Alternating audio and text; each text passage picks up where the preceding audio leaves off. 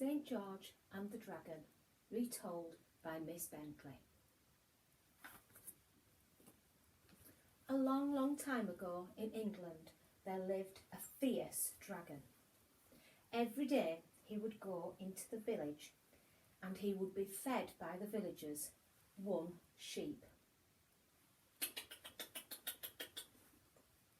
Until one day there were no more sheep left.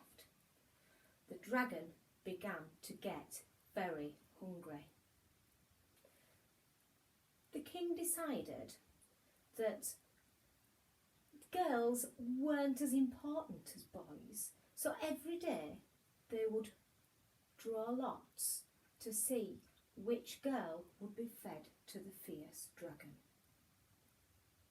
However, one day it was the princess who had her name pulled out of the pot, and she had to go to be eaten by the dragon. She wasn't very happy about this, and neither was the king. And he tried to change the rules, but the villagers said, no, it's the princess's turn. The princess was tied to a stake and left there for the dragon to eat.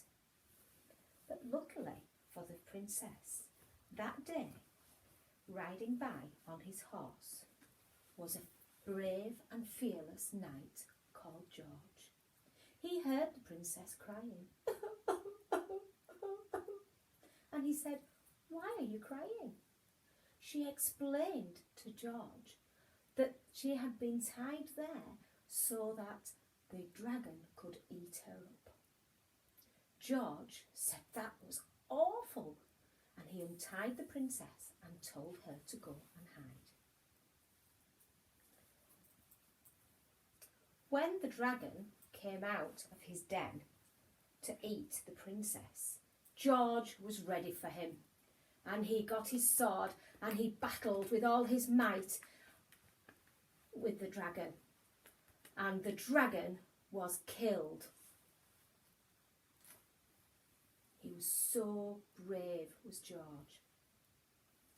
The princess came back out of her hiding place and thanked George for saving her life. George took the princess back to the castle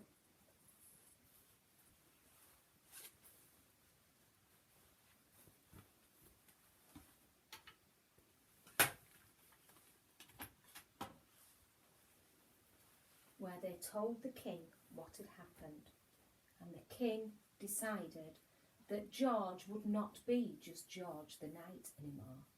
He would be called St. George. And on the 23rd of April every year in England, we remember St. George by having a special day for him. The end. I hope you liked that, children.